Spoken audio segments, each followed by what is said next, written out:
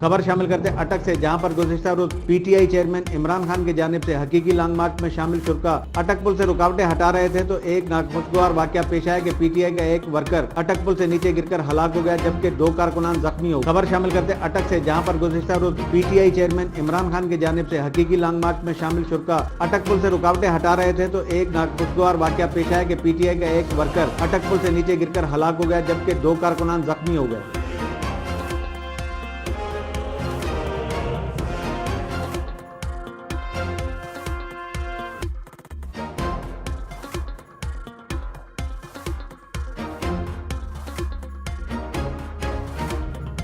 मजीद खबरों और अपडेट्स के लिए देखते रहिए हमारा YouTube चैनल HRJDO न्यूज़।